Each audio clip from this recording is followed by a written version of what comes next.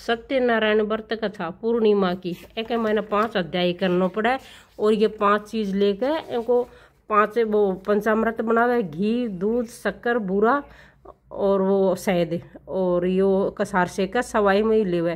केला को भी फल चढ़ाना चाहिए। और अब इनकी कथा करूँ। एक मैंने 5 अध्याय हैं। सत्यनारायण व्रत कथा। प्रथम अध्याय। कलयुग के प्रारंभ में पवित्र तीर्थ स्थल नैमिषारण्य में 88,000 ऋषि एकत्र हुए। उन ऋषियों ने सर्वश्रेष्ठ मुनि श्री सूत जी से पूछा, हे भगवान, कलयुग में मनुष्य में छल, कपट, ईर्ष्या, द्वेष के बढ़ जाने से अशांति फैल रही है। मनुष्य धर्म कर्म को भूलकर असहायों पर अत्याचार करने में, धर्म विरुद्ध आचरण करने में लिप्त है, जिससे वह पापों के बोझ के तले दबता जा रहा है। ऐसी दशा में मनुष्य इन विकारों से बचते हुए सुख शांति से जीवन व्यतीत कर अंत में मोक्ष को प्राप्त कैसे करे। हे भगवान, मनुष्य के कल्याण के लिए ऐसा कोई उपाय बताइए जिससे मनुष्य को पुण्य मिले और उसकी सभी मनोकामनाएं पूरी हों।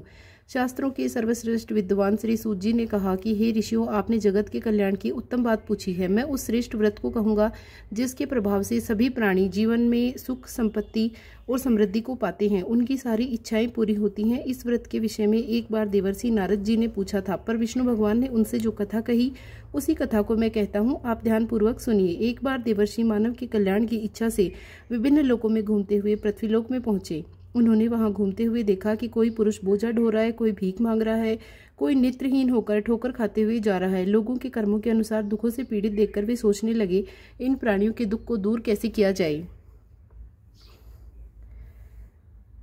लोगों के कर्मों के अनुसार दुखों को देखकर पीड़ित होकर वे सोचने लगे, प्राणियों के दुख को दूर कैसे किया जाए। बहुत सोचने पर भी जब उन्हें कोई उपाय न सूझा तो विष्णु लोक की ओर चल दिए। नारद जी को देखकर श्री विष्णु भगवान ने मुस्कुराते हुए उनके आने का कारण पूछा।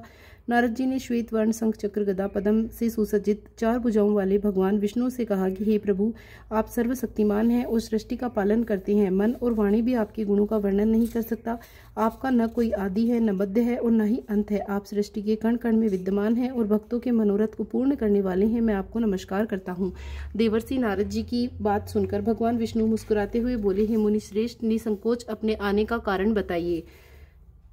नारद जी ने कहा, हे प्रभु, पृथ्वीलोक में मानव अपने अपने कर्मों के अनुसार अनेक प्रकार के दुखों से पीड़ित हो रहे हैं। हे तीनों लोकों के स्वामी, मुझ पर कृपा करते हुए आप उनके दुख को दूर करने का कोई उपाय बताइए। इस पर भगवान विष्णु बोले, हे नारद, अब मैं ऐसा व्रत बता रहा हूँ जिसको करने से विश्व के सभी स्त्री और पुरुषों में पापों से मुक्ति मिलेगी, उनकी निर्धनता दूर होगी और वे सुख संपत्ति के साथ आनंद पूर्वक जीवन यापन करेंगे। सारे प्राणियों के कष्टों को नष्ट करने वाला यह व्रत है सत्यनारायण भगवान का व्रत।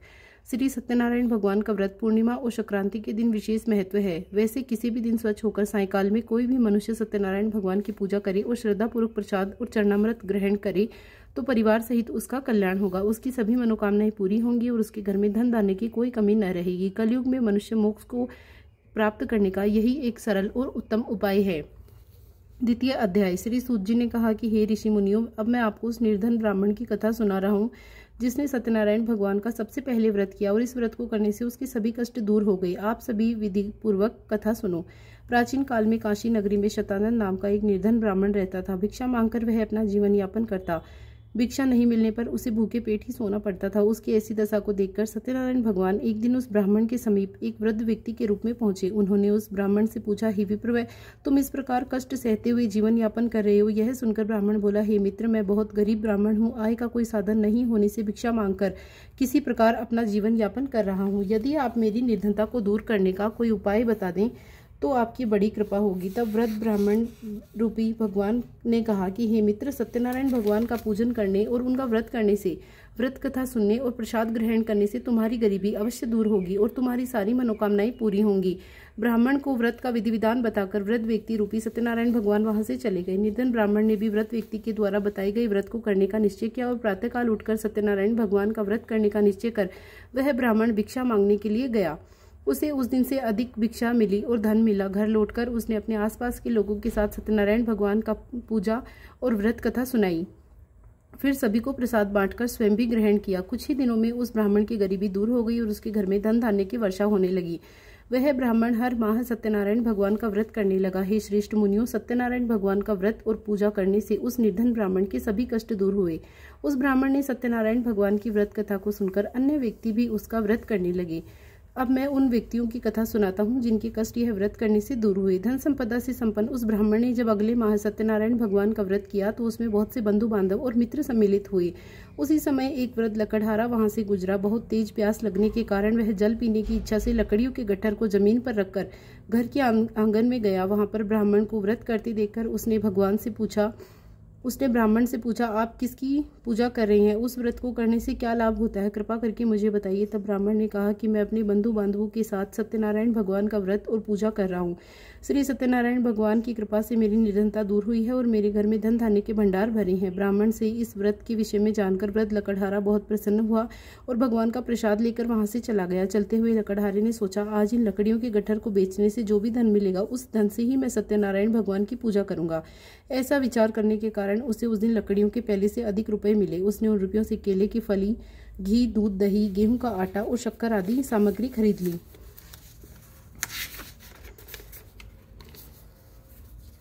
घर लौटकर उसने अपने परिवारजनों के साथ श्री सत्यनारायण भगवान का व्रत और पूजन किया। सत्यनारायण भगवान की पूजा और व्रत करने से, प्रसाद बांटकर स्वयं भी प्रसाद ग्रहण करने से इस लकड़हारे के घर में धन धान्य की वर्षा होने लगी और अंत में भगवान की पूजा करते हुए लकड़हारा आनंद पूर्वक जीवन बिताकर अंत में वैकुंठ को गया। तृतीय अध्याय। श्री सूत जी ने कहा कि हे श्रेष्ठ ऋषि मुनियों, अब मैं आगे की कथा सुनाता हूँ। प्राचीन काल में कनकपुर में उल्कामुख नामक एक बुद्धिमान राजा था। वह राजा सत्यवादी और जितेंद्रिय था। वह प्रतिदिन मंदिर में जाकर सत्यनारायण भगवान की पूजा करता और निर्धनों को अन्न, वस्त्र आदि देकर उनका कष्ट दूर किया करता था। उसकी पत्नी बहुत ही सुभद्रा और सुशीला सती साध्वी थी। वे दोनों हर माह सत्यनारायण भगवान का व्रत करते। एक बार वे दोनों बहुत से अन्य लोगों के साथ भद्रशिला नदी के किनारे सत्यनारायण भगवान की पूजा कर रहे थे। तभी वहां पर एक बड़ी नौका आकर रुकी। उस नौका में एक व्यापारी धन कमाकर अपने नगर को लौट रहा था। नौका से उतरकर वह व्यापारी राजा के समीप पहुंचा और राजा को पूजा करते हुए देखकर उसने पूछा, हे राजन, आप किसकी पूजा कर रहे हैं? पूजा से क्या फल मिलता है? राजा ने उस व्यापारी से कहा कि मैं अपनी प्रजा के साथ सत्यनारायण भगवान की पूजा कर रहा हूँ। इस व्रत और पूजन से मेरे राज्य में सारी प्रजा सुखी रहती है। यह सुनकर व्यापारी ने कहा कि हे राजन, मैं भी सत्यनारायण भगवान का व्रत करना चाहता हूँ, कृपया मुझे इसकी विधि बताइए। राजा ने व्यापारी को पूरी विधि बताई और फिर राजा ने व्रत कथा सुनाकर अन्य लोगों के साथ व्यापारी को भी प्रसाद दिया और स्वयं भी ग्रहण किया। वह व्यापारी फिर अपने नगर को लौट गया। व्यापारी ने घर पहुंचकर अपनी पत्नी लीलावती से कहा, हमारे कोई संतान नहीं। यदि सत्यनारायण भगवान की अनुकंपा से हमारे कोई संतान हुई तो मैं सत्यनारायण भगवान का व्रत अवश्य करूंगा। व्यापारी के ऐसा निश्चय करने से ही कुछ समय के बाद लीलावती गर्भवती हुई और 10वें माह में उसने एक सुंदर लड़की को जन्म दिया। व्यापारी ने अपनी पुत्री के जन्म पर बहुत सी खुशियां मनाई, लेकिन व्रत नहीं किया। लीलावती की याद दिलाने पर बोला, मैं अभी व्यापार में व्यस्त हूँ और जब मैं इसका विवाह करूंगा तो सत्यनारायण भगवान का व्रत अवश्य करूंगा। यह सुनकर लीलावती चुप रह गई। व्यापारी की पुत्री कलावती शुक्ल पक्ष की चंद्रमा की भांति तेजी से बढ़ने लगी। शीघ्र ही 16 वर्ष व्यतीत हो गई। एक दिन व्यापारी ने अपनी पुत्री को सहेलियों के साथ उपवन में घूमते हुए देखा तो उसे उसके विवाह की चिंता होने लगी। उसने कलावती के लिए सुयोग्य वर ढूंढने के लिए अपने सेवकों को भेजा। उन सेवकों ने कंचनपुर नगर में अत्यंत सुंदर गुणवान वाणिक पुत्र को देखा। सेवकों ने लौटकर व्यापारी को उस वाणिक पुत्र के विषय में बताया और व्यापारी ने उस लड़की के साथ कलावती का विवाह धूमधाम से कर दिया। कलावती का विवाह भी हो गया, लेकिन व्यापारी ने फिर भी व्रत नहीं किया। लीलावती ने जब अपने पति को याद दिलाया तो उसने कहा कि व्यापारी ने कहा, लीलावती, अभी मैं अपने दामाद के साथ व्यापार को जा रहा हूँ। व्यापार से लौटकर सत्यनारायण भगवान का व्रत अवश्य करूंगा। यह कहकर व्यापारी कई नौकाओं में सामान भरकर अपने दामाद और सेवकों के साथ व्यापार के लिए चला गया। उस व्यापारी के बार बार निश्चय करने और फिर व्रत न करने से भगवान सत्यनारायण क्रोधित हो गए और व्यापारी अपने दामाद के साथ रत्नसारपुर नामक नगर में पहुंचकर व्यापार करने लगा। सत्यनारायण भगवान की माया से कुछ चोर राजा के महल में चोरी करके भाग रहे थे और भागते हुए चोरों ने पीछा करने वाले सैनिकों से बचने के लिए चोरी का माल व्यापारी की नाव में छुपा दिया और आसानी से भाग गई। चोरों का पीछा करते हुए सैनिक व्यापारी की नाव के पास पहुंचे तो नाव की तलाशी लेने पर उन्हें राजा का चोरी किया गया धन मिल गया। तभी वे सैनिक उस व्यापारी और उसके दामाद को बांधकर राजा चंद्रकेतु के पास चले गए। राजा ने उन दोनों को कारावास में डाल दिया और उनका सारा धन भी जब्त कर लिया। सत्यनारायण भगवान के प्रकोप से उधर लीलावती भी कई मुसीबतों में पड़ गई। चोर उसके घर का सारा धन चुरा ले गई। भूख प्यास से व्याकुल कलावती अन्न की चिंता में एक ब्राह्मण के घर गई और वहां सत्यनारायण भगवान की व्रत कथा हो रही थी। कलावती ने पूछा कि यह क्या हो रहा है। वह बैठकर वहां पर कथा भी सुनी और प्रसाद भी लिया। फिर घर लौटकर उसने अपनी माँ को सारी बात बताई। कलावती से सुनकर लीलावती ने भी सत्यनारायण भगवान का व्रत करने का निश्चय किया। अगले दिन सबको प्रसाद बांटकर स्वयं भी ग्रहण किया। लीलावती ने अपने पति और दामाद के शीघ्र घर लौट आने की कामना से व्रत किया था। लीलावती के विधि पूर्वक व्रत करने और प्रसाद ग्रहण करने से सत्यनारायण भगवान अत्यंत प्रसन्न हुए और उसकी मनोकामना पूरी की। उन्होंने राजा चंद्रकेतु को स्वप्न में दर्शन देकर कहा, हे राजन, वह व्यापारी और उसका दामाद बिल्कुल निर्दोष है। सुबह ही उन दोनों को छोड़कर उनका सारा धन लौटा दो, अन्यथा मैं तुम्हारा सारा धन, वैभव इत्यादि नष्ट कर दूंगा। इतना कहकर भगवान अंतर्ध्यान हो गए और प्रातःकाल होते ही राजा चंद्रकेतु ने अपने मंत्रियों और राज ज्योतिषियों के रात के स्वप्न के विषय में बताया और तुरंत उन दोनों को छोड़ दिया। उनका सारा धन भी लौटा दिया और उन्हें सत्यनारायण भगवान की कृपा से दोनों अपने नगर की ओर चल दिए। चतुर्थ अध्याय। श्री सूत जी बोले, उस व्यापारी ने अपने दामाद के साथ शुभ मुहूर्त में नौकाओं से प्रस्थान किया। लंबी यात्रा के बाद एक नगर के तट पर नौकाओं को रोककर दोनों भोजन करने के लिए विश्राम करने लगे। तभी सत्यनारायण भगवान साधु के रूप में वहां पहुंचे और उन्होंने व्यापारी से पूछा कि हे वाणिक, तेरी नौकाओं में क्या है? मन ही मन यह सोचकर कि साधु अवश्य ही कुछ मांगने की इच्छा से पूछ रहा है, व्यापारी ने झूठ बोल दिया कि हे दंडी स्वामी, मेरी नौकाओं में तो बेलपत्र भरे पड़े हैं। व्यापारी के झूठे वचन को सुनकर भगवान सत्यनारायण ने कहा, हे वेश्य, तुम्हारा वचन सत्य होगा। इतना कहकर दंडी वेशधारी भगवान वहां से चले गए। व्यापारी ने जब अपनी नौकाओं में बेलपत्र भरे हुए देखे तो वह मूर्छित होकर गिर पड़ा। कुछ देर के बाद जब उसकी मूर्छा टूटी तो विलाप करने लगा और उसकी दामाद ने कहा कि यह सब दंडी साधु के श्राप की वजह से हुआ है, अतः हमें उनकी शरण में जाना चाहिए और वहीं हमें इसकी विपत्ति से छुटकारा दिलवाएंगे। दामाद के वचनों को सुनकर व्यापारी उस दंडी साधु को खोजने लगा। थोड़ी देर ढूंढने के बाद एक वृक्ष के नीचे दंडी साधु को देखकर वह व्यापारी साधु के चरणों में गिरकर क्षमा मांगने लगा। दंडी रूपधारी भगवान ने कहा कि हे वाणिक, तेरे बार बार झूठ बोलने की वजह से मैंने तुझे इतना बड़ा दंड दिया है। तूने श्री सत्यनारायण भगवान अर्थात मेरी पूजा करने का प्रण किया, लेकिन कभी भी पूजा नहीं की। तब व्यापारी ने हाथ जोड़कर कहा, हे भगवान, आप तो दीन दुखियों के कष्ट को दूर करने वाले हैं, मेरी इस गलती को क्षमा करें। आपके रूप को तो ब्रह्मा आदि भी नहीं जान पाते, मैं भला अज्ञानी कैसे समझ सकता हूँ। अब मैं सदैव सत्यनारायण भगवान का व्रत और पूजन किया करूंगा, आप मुझ पर कृपा करें। व्यापारी की क्षमा याचना को सुनकर भगवान ने उसे क्षमा कर दिया। तभी व्यापारी की नौकाओं में भरे हुए बेलपत्र पुनः धन धान्य में परिवर्तित हो गई। व्यापारी ने अपने दामाद के साथ अगले दिन सत्यनारायण भगवान का व्रत और पूजन किया। फिर व्यापारी अपने नगर को चल दिया। अपने नगर पहुंचकर व्यापारी ने एक सेवक को घर भेजा और सेवक ने घर पहुंचकर लीलावती को व्यापारी के पहुंचने की सूचना दी। लीलावती और कलावती सत्यनारायण भगवान की पूजा कर रही थी। पति और दामाद के लौट आने का समाचार सुनकर लीलावती ने पूजा पूरी कर प्रसाद ग्रहण कर अपनी बेटी से कहा, बेटी, मैं अपने पति के दर्शन को जा रही हूँ, तुम भी घर का काम करके आ जाना। यह कहकर लीलावती चली गई और पति से मिलने की खुशी में कलावती प्रसाद ग्रहण किए बिना ही घर से निकलकर नदी पर पहुंच गई। उसके प्रसाद ग्रहण न करने से भगवान क्रोधित हो गई और उन्होंने व्यापारी की नौकाओं को उसके दामाद के सहित नदी में डुबो दिया।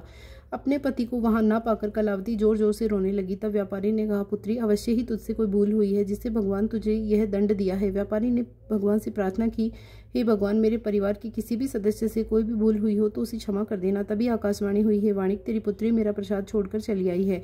उसकी इस भूल के कारण ही नावों के साथ तुम्हारा दामाद भी नदी में डूब गया। यदि अभी जाकर तुम्हारी पुत्री प्रसाद ग्रहण करके फिर से आए तो उसे उसके पति के दर्शन प्राप्त होंगे। डूबी हुई नौकाएं भी जल से ऊपर आ जाएंगी। यह सुनकर कलावती वापस गई और श्रद्धापूर्वक प्रसाद ग्रहण करके वापस आई। कलावती के प्रसाद ग्रहण करके लौटते ही नौकाएं जल से ऊपर आ गई। व्यापारी का दामाद भी सुरक्षित नदी से बाहर निकल आया। घर लौटकर व्यापारी ने अपने परिवार और बंधु बांधवों के साथ सत्यनारायण भगवान का पूजन और व्रत किया।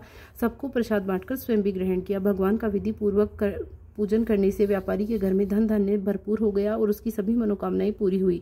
सुखपूर्वक जीवन यापन करता हुआ अंत में वैकुंठ को चला गया। पंचम अध्याय। श्री सूत जी बोले, हे ऋषि मुनियों, मैं एक अन्य कथा भी सुनाता हूँ। कौशलपुर में तुंगध्वज नामक एक राजा था। वह अपनी प्रजा की सुखपूर्वक रहता था, लेकिन एक बार उसने भी सत्यनारायण भगवान का प्रसाद ग्रहण नहीं किया, जिससे उसको बहुत दुख झेलने पड़े। एक दिन राजा तुंगध्वज जंगल में हिंसक जानवरों का शिकार करने गया। शिकार के पीछे तेजी से घोड़ा दौड़ाते हुए वह अपने सैनिकों से अलग हो गया और शिकार की दौड़ धूप में वह बहुत थक गया। कुछ देर के बाद विश्राम करने के लिए एक बड़े वृक्ष के नीचे बैठ गया। समीप ही कुछ ग्वाले सत्यनारायण भगवान का पूजन कर रहे थे। उसने उन्हें छोटे लोग समझकर भगवान को नमस्कार नहीं किया और राजा उसके पास से गुजर गया। ग्वालों ने पूजा करके राजा को प्रसाद देना चाहा तो उन्होंने छोटे लोग समझकर प्रसाद ग्रहण नहीं किया। घोड़े पर सवार होकर अपने नगर को चल दिया। महल के पास पहुंचते ही राजा बुरी तरह चौंक गया। महल में आग लग गई थी। जल्द ही पूरा महल जलकर राख हो गया। उसकी पत्नी, पुत्री, पुत्र आदि सभी जल गए। राज ज्योतिषियों ने राजा से कहा कि महाराज, आपसे अवश्य कोई भूल हुई है। अगर आप उस भूल का प्रायश्चित कर लें तो सब कुछ पहले की तरह हो जाएगा। राजा को तुरंत अपनी भूल स्मरण हुई। फिर वह मंदिर में जाकर सत्यनारायण भगवान से क्षमा मांगी और उसने पूजा की। पूजा के बाद प्रसाद ग्रहण किया और भगवान की कृपा से राजा के महल भी पहले की तरह हो गया। महल में रानी, पुत्र, पुत्री आदि सभी सहकुशल मिल गई। फिर दीर्घ काल तक राजा सत्यनारायण भगवान का पूजन करता रहा। जीवन के सभी सुखों को भोगकर अंत में राजा तुंगध्वज वैकुंठ धाम को चले गए। जो इस प्रकार सत्यनारायण भगवान का व्रत कर पूजन करता है, उसके सारे दुख और चिंताएं दूर होती हैं। उसके घर में धन धान्य और भंडार भरे रहते हैं। उसकी सारी मनोकामनाएं पूरी होती हैं। अंत में मनुष्य सीधे वैकुंठ को जाता है। श्री सूत जी से कुछ क्षण रुककर कहा, हे श्रेष्ठ मुनियों, पूर्व जन्म में जिन लोगों ने सत्यनारायण भगवान का व्रत और पूजन किया, उन्हें अगले जन्म में सुख मिले। व्रत शतानंद ब्राह्मण अगले जन्म में सुदामा के रूप में भगवान की पूजा करते हुए अंत में मोक्ष पाया और वैकुंठ को चला गया। उस लकड़हारे ने अगले जन्म में शिवपुरी का राजा बनकर अंत में मोक्ष प्राप्त किया और उल्कामुख नामक राजा अगले जन्म में राजा दशरथ हुए और मोक्ष प्राप्त किया। उस व्यापारी ने मोरध्वज के रूप में अगला जन्म लेकर अपने पुत्र को आरी से चीरकर भगवान की कृपा से मोक्ष पाया। राजा तुंगध्वज ने मनु के रूप में अगला जन्म लेकर भगवान की भक्ति और सत्कर्म करते हुए मोक्ष को प्राप्त किया, वैकुंठ धाम को चले गए। हे ऋषि मुनियों, श्री सत्यनारायण भगवान का व्रत और पूजन करने से मनुष्य की सभी चिंताएं दूर होती हैं, उनकी सारी मनोकामनाएं पूरी होती है, घर में धन धान्य के भंडार सदा भरे रहते हैं और अंत में जन्म जन्मांतर की चक्र से मुक्त होकर मोक्ष की प्राप्ति होती है। अब सत्यनारायण भगवान की आरती। ओम जय लक्ष्मी रमणा स्वामी, जय लक्ष्मी रमणा सत्यनारायण स्वामी, सत्य पातक हरणा। ओम जय लक्ष्मी रमणा रतन जटित सिंहासन, अद्भुत छवि राजे। ओ स्वामी अद्भुत विराजे, नारद करत निराजन, नाटा ध्वनि बाजे। ओम जय लक्ष्मी रमणा प्रकट भई कली कारण, दिज को दरस दियो स्वामी, दरस दियो। बूढ़े ब्राह्मण बन कर कंचन महल कियो। ओम जय लक्ष्मी रमणा दुर्बल भील कठारो, जिन पर कृपा करियो स्वामी, जन पर कृपा करी। चंद्रचूड़ एक राजा, जिनकी विपत्ति हरी। ओम जय लक्ष्मी रमणा वेश्य मनोरथ पायो, शरदा तज दीन्यो स्वामी, सरदा तज दीन्यो। सो फल भोग्यो प्रभु जी, फिर स्तुति कीन्ही। ओम जय लक्ष्मी रमणा भाव भक्ति के कारण, छिन छिन रूप धर्यो स्वामी, छिन छिन रूप धर्यो। श्रद्धा धारण कीन्ही, तिनको काज सर्यो। ओम जय लक्ष्मी रमणा ग्वाल बाल संग राजा, वन में भक्ति करी। स्वामी बन में भक्ति करी, मन वांछित फल दीन्यो, दीन दयाल हरि। ओम जय लक्ष्मी रमणा चढ़त प्रसाद सवायो, कदली फल मेवा। ओ स्वामी कदली फल मेवा, धूप दीप तुलसी से राजी सत्य देवा। ओम जय लक्ष्मी मी रमणा श्री सत्यनारायण जी की आरती, जो कोई नर गावे। ओ स्वामी जो मन से गावे, कहत शिवानंद स्वामी, मनवांछित फल पावे। ओम जय लक्ष्मी रमणा माता च पिता तमेव, त्वमेव बन्धु च सखा त्वमेव, त्वमेव विद्या द्रविडं त्वमेव, त्वमेव सर्वं मम देव देव।